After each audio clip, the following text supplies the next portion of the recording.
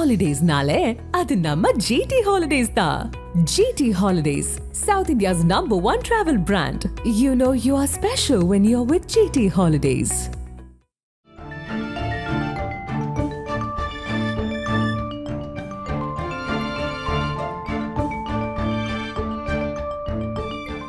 உங்கள் ஜீரண கோளாறுகளுக்கும் வயிற்றெரிச்சலுக்கும் சரியான ஒரு தீர்வு.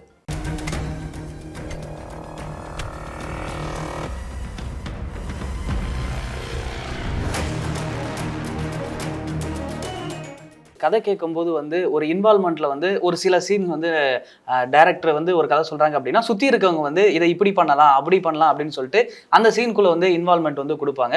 ஸோ ஆர்பி சௌத்ரி அவர்கள்கிட்ட கதை சொல்லும்போது அவரோட இன்வால்மெண்ட் ஏதாவது இருக்குமா, இல்லை அந்த கதையை அப்படியே எடுக்க விடுவாரா? விஜயை பற்றி சௌத்ரி சொல்லியிருக்காரு ஒரு பேட்டியில், அது சௌத்ரிக்கும் பொருந்தும். சௌத்ரி விஜயை பற்றி என்ன சொன்னார் முதல்ல சொன்னேன். விஜயை பொறுத்த வரைக்கும் இப்போ ஒரு படத்தில் நடிக்கிறதுக்கு முன்னாடி அந்த படத்தை பற்றி அவருக்கு என்னென்ன கேள்வி இருக்கோ எல்லாத்தையும் கேட்டு தெளிவடைஞ்சிடுவார். ஓகே, இது இந்த விஷயம் என்னென்னு இப்போ கதையை ஒத்துக்கிட்டு படத்தில் நடிக்க ஆரம்பிச்சிட்டாருன்னா அதுக்கப்புறம் படப்பிடிப்பு தளத்தில் டைரக்டரோட ஒரு நாள் கூட டிஸ்கஷன் இருக்காது. இதெல்லாம் முன்னாடியே முடிஞ்சிடும். அதுதான் விஜய் அவருடைய வெற்றிக்கு மிக முக்கியமான காரணம் அது அப்படின்னு சௌத்ரி ஒரு பேட்டியில் சொல்லியிருக்காரு. அது சௌத்ரிக்கும் போகும். முதல்ல கதை கேட்பார். அந்த கதையில் இப்போ அவருக்கு என்னென்ன விஷயங்கள் பிடிக்கலையோ, இந்த விஷயம் இப்படி இருக்கலாமா அப்படின்ற ஆலோசனை சொல்லுவார். அதெல்லாம் முடிஞ்சு படம் ஒரு ஷேப்புக்கு படத்தை ஆரம்பிச்சிட்டாங்கன்னா அதுக்கப்புறம் அதை குறுக்கிடவே மாட்டார். இன்னும் சரியாக சொல்லணும்னா படப்பிடிப்பு தளத்துக்கு கூட டெய்லி போகிற தயாரிப்பாளர்கள் மொத்த ஷூட்டிங் நடக்கும்போது 2 நாள் 3 நாள் ஒரு படப்பிடிப்பு தளத்துக்கு போனால் அதிகம். அதே மாதிரி நட்சத்திர தேர்வும் பெரும்பாலும் அந்த இயக்குனருடைய சாய்ஸுக்கு கொடுத்துருவார். லிங்குசாமியுடைய ஆனந்தம் படத்திலே மம்முட்டியை போட்டு படம் எடுக்கலாமா அப்படின்னும் போது பல பேருக்கு அதை அந்த காலகட்டத்தில் அப்ஜெக்ஷன் இருந்தது. ஏன்னா மம்முட்டி தமிழ் ஸ்டாராக ஒருத்தருந்தால் பரவாயில்ல. அப்போல்லாம் ஒரு டைரக்டருடைய பக்கம் தான் இருந்திருக்காரு அந்த காலகட்டத்தில். அந்த மாதிரி ரொம்ப ஒரு ஜட்ஜ்மெண்ட் முதல்ல எடுத்துட்டாங்கன்னா அதுக்கப்புறம் திரும்ப திரும்ப குறுக்கிட விட்டுருக்காரு. சௌத்ரி சார்கிட்ட கதை சொல்லக்கூடிய வாய்ப்பு எப்படி கிடைச்சிது? இந்த படத்தை தூக்கிட்டு ஆர்பி சௌத்ரி சார்கிட்ட மட்டும் போயிடக்கூடாதுன்னு ரொம்ப கான்சியஸாக இருந்தார் ரொம்ப நாளாக. ஏன்னா ஒரு ரெகுலரான ஒரு மியூசிக் டைரக்டரு அந்த கம்பெனிக்குன்னு சில ஆர்டிஸ்ட்டு அவங்கள கொடுத்துருவாங்களோ, அதனால் நான் என்னுடைய ட்ரீம் எல்லாமே என்னென்னா பிசி ஸ்ரீராம் ஒரு ஆலயம் கம்பெனி ஒரு கிளாஸாக இந்த படத்தை வேறு அப்போ கண்டுகொண்டேன் ஒரு போஸ்ட் ஒன்று பார்ப்பேன் சார். என்னுடைய கனவு யாரோ ஒருத்தர் அங்கே நிறைவேற்றின மாதிரி தெரியும். ஐஸ்வர்யா ராய், தபு, மம்முட்டி, அப்பாஸு. அந்த போஸ்டே எனக்கு அவ்வளோ பிடிக்கும். அந்த டிசைனே அவ்வளோ பிடிக்கும் எனக்கு. ஒரு கிளாஸாக இருக்கணும் நம்ம படம். ஃபேமிலி படம்னா நிறைய பக்கமாக வசனம் தான் பேசியிருக்காங்க. வசனம் கம்மியாக இருக்கணும். இந்த படத்தை ட்ரீட்மெண்ட்டே வேறு மாதிரி பண்ணணும். மணி சார் மாதிரி ஷூட் பண்ணணும். அப்படிலாம் நிறைய கனவு இருக்கும். அப்போது சூப்பர் ஹிட்டுக்கு போனால் நேகல் ரவி மாதிரி ஒருத்தரை தம்பியாக போட சொல்லுவாங்களோ, ஏன்னா அப்படி தான் நம்ம அவங்க கம்பெனியில் பார்க்குறோம். அப்படிலாம் எனக்கு தோணும். மேலே எங்கள் ரூமில் ஒருத்தர் இருப்பார் சார். அவர் தர்ம சக்கரன் படத்துடைய ரைட்டர், ரவிக்குமார் சார் அசிஸ்டண்ட்டு, ரொம்ப சினிமாவில் ரொம்ப வருஷமாக இருக்கிற ஒரு ஹரிகிருஷ்ணான்னு சொல்லி. அவர் எங்களை பார்க்குறப்ப எல்லாம் சொல்லுவார், என் கதை தெரியும் அவருக்கு, அண்ணா சூப்பர் ஹிட்டுக்கு போங்கண்ணா, இந்த படம் ஓகே ஆகிடும். இந்த அம்மன் படத்தில் பொட்டு வைமான்னு சொல்கிற மாதிரி ஒரு அசரீர் மாதிரி சொல்லிகிட்டே இருப்பார். இவர் ஏன் நம்மளை டிஸ்டர்ப் பண்ணிட்டே இருக்காரு, நம்ம என்ன மாதிரி படம் பண்ணணும்னு நம்ம நினச்சிட்டு இருக்கோம், தேவையில்லாமல் ஒரு சொல்கிறான்ட்டு. ஆனால் இருக்கட்டுனே, பரவாயில்ல இருக்கட்டும். இப்போது அவர் சொல்லிகிட்டே இருப்பார், நான் கேட்கவே மாட்டேன். இந்த ராஜகுமாரன் சார் தான் எனக்கு உங்கள் கதையை சௌத்ரி சார்கிட்ட நான் சொல்லியிருக்கேன், உங்கள் என்ன மாதிரி டைப்பில் படம் பண்ணியிருக்கீங்கன்னு சொல்லி, நீங்கள் அவர்கிட்ட போங்க, நீங்கள் கதை சொல்லுங்கன்னு சொல்லி எனக்கு ஒரு தடவை நேரடியாகவே சொல்லிட்டார். சார் இவர் மிகப்பெரிய டைரக்டர் வருவார், இவர்கிட்ட ஒரு கதை கேளுங்கன்னு சொல்லி. படம் பண்ணும்போது கல்யாணம் பண்ணிட்டு படம் பண்ணால் வேறு டிஸ்டர்பன்ஸே இருக்காது சொல்லிட்டு மேரேஜ் கூட நம்ம பண்ணிடலான்னு சொல்லிட்டு மேரேஜ் பண்ணிட்டேன். அப்போ தான் ராஜகுமாரன் சார் கூப்பிட்டு வச்சு சௌத்ரி சார் இன்ட்ரடியூஸ் பண்ணி வைக்கிறார். நாளைக்கு ஆஃபீஸ் வாய் ஆடினார். சாரை போய் பார்க்க போனேன்.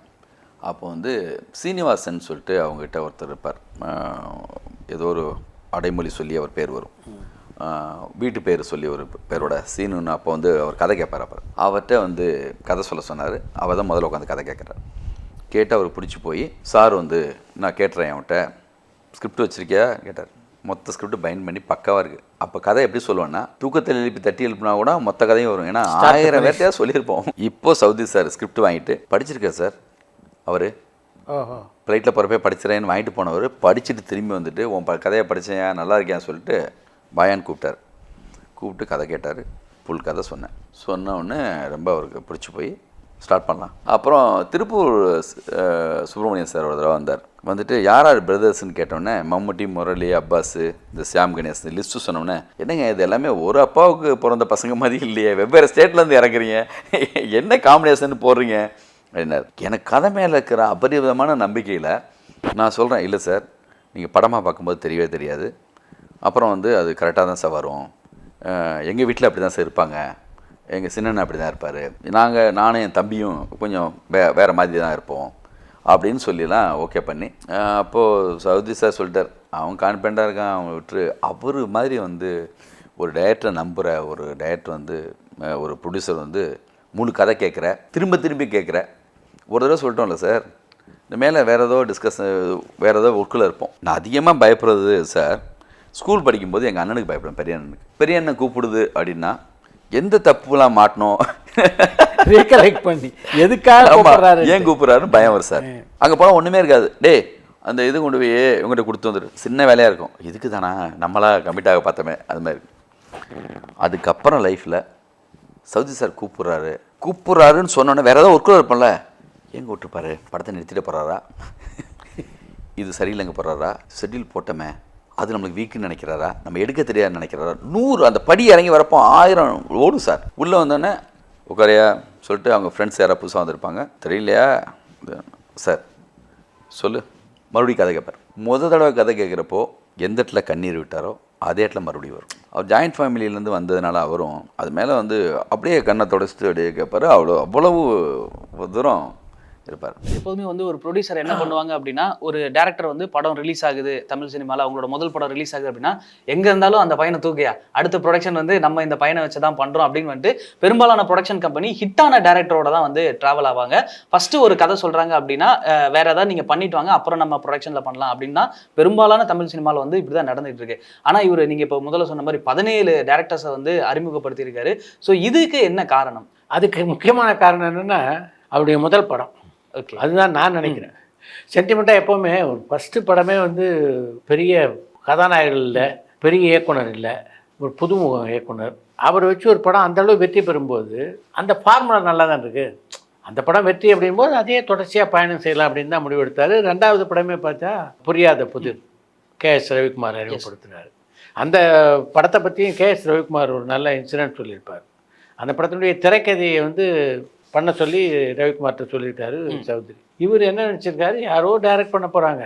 அப்போ வந்து விக்ரம்கிட்ட உதவியாளராக தானே இருந்தார் அவர்.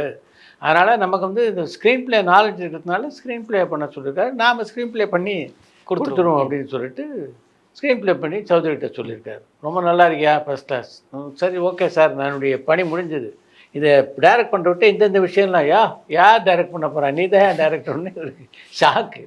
என்ன சார் சொல்கிறீங்க, நீ தான் இந்த படத்தை டைரக்ட் பண்ணுற.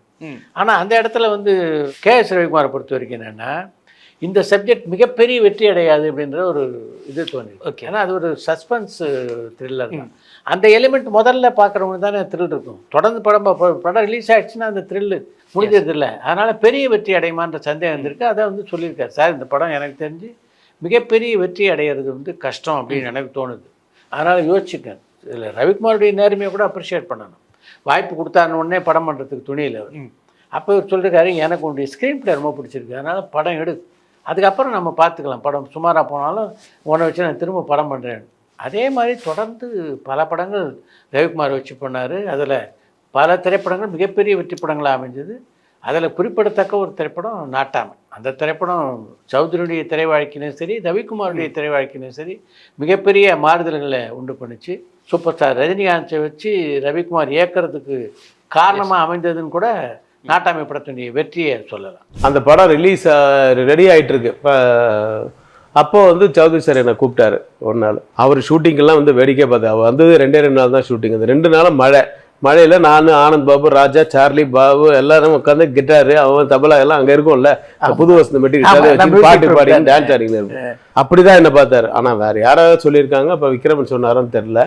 கூப்பிட்டு ஒரு கன்னட படம் ஒன்று இருக்கு கெஸ்ட் ஹவுஸில் போய் பாரு அப்படின்னாரு. சரி, இப்போ பார்த்துட்டு வந்தேன், எப்படி இருக்குன்னு. த்ரில்லிங்காக இருக்குது சார், பட்டு போர் அடிக்குது சார். அது போர் அடிக்காமல் அந்த படத்தை எனக்கு நீங்கள் வந்து ஸ்க்ரீன் பிளே ஒன்று பண்ணு அப்படின்னாரு. சரி சார், எவ்வளோ நாள் உட்காரு, ஒரு 1 வீக் கொடுங்க சார். சரி, பெரியன்ஸில் ரூம் போடுறேன், இப்போ உட்காந்து பண்ணேன். ஒரு 5 நாள் கழிச்சு ஃபோன் பண்ணார். நான் மட்டும் தனியாக உட்காந்து பண்ணுறேன். என்ன ரெடியாப்பா கேட்கலாமா, எவ்வளோ பண்ணியிருக்கேன்னு. இல்லை முடிச்சிட்டேன் சார், இன்றைக்கி ஈவினிங் வந்தால் கேட்கலான்னு. ஈவினிங் அவரும் தேவர் ஃபிலிம்ஸ் மாப்பிள்ளை இருக்கார், பாலசுப்ரமணியம். அவங்க 2 பேரும் இப்போ ஃப்ரெண்ட்ஸு. 2 பேரும் வந்தாங்க.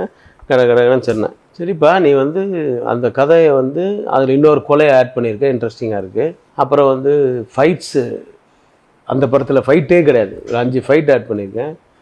அப்புறம் அதில் சாங்ஸே கிடையாது, சாங்ஸ் ஆட் பண்ணியிருக்கேன். அதில் காமெடி சீன்ஸே இல்லை, ஒரு 11 காமெடி சீன் ஆட் பண்ணியிருக்கேன். இவன் பண்ணி சொல்லும்போது நல்லா இருக்குது, இன்ட்ரெஸ்டிங்காக இருக்குது. இது எப்படியா லெங்க் வரும்? இல்லை சார் அது லெங்க் வராமல் டைரக்டர் பண்ணலாம் அப்படின்னு சொல்லி. சரி எஸ்ஏ ராஜ்குமார் அனுப்புகிறேன், டியூன்ஸ் வாங்கிடு, அந்த 3-4 டியூன் நல்லா இருக்குது, அந்த சுச்சுவேஷனுக்கு டியூன் வாங்கிடு. இல்லை சார் அதெல்லாம் டைரக்டர் தான் சார் வாங்கணும், நீ தான் என் டைரக்டர் அப்படின்னு எழுந்து போயிட்டார். போகிற வழியில் நீ தான் என் டைரக்டர்னு இது பண்ணார். எனக்கு அப்படியே ஒரு ஷாக்கு. 10 வருஷமாக யாராவது டைரக்ட், முதல்ல கோவை தம்பி சொன்னார், இந்த படம் நல்லா ஓடிச்சுன்னா அடுத்த படம் நீ தான் என் டைரக்டர் அப்படின்னாரு. அந்த படம் ஓடல. அப்புறம் அலமு மூவி சுப்பிரமணியம், ஆண்களை நம்ம பண்ணுவேன், இந்த படம் ஓனதுக்காக ரவி அடுத்தது நீ தான் இந்த படத்துக்கு இந்த கம்பெனியில் டைரக்டர், அந்த படம் ஓடல, அவரு கூப்பிடல. இவர் நம்ம ஒன்றுமே இந்த படமே ரிலீஸே ஆகலை, ஃபைனல் ஒர்க் நடந்துட்டுருக்கு. அப்போ வந்து என்னை கூப்பிட்டு நீ தான் ஏன் டைரக்டர்னு, இப்போ பெனின்சுலா ஹோட்டலேருந்து எழுந்து போகும்போது நீ தான் ஏன் டைரக்டர் அப்படின்னு ஆன் த வேல சொல்லிட்டு போயிட்டார். டைரக்டர் தான் சார் டியூன் வாங்கணும்னு சொன்னேன், நீ தான் டைரக்டர்னு போகிறான்னு உனக்கு ஒன்றுமே புரியல. அன்றைக்கி பூரா திங்க் பண்ணேன்.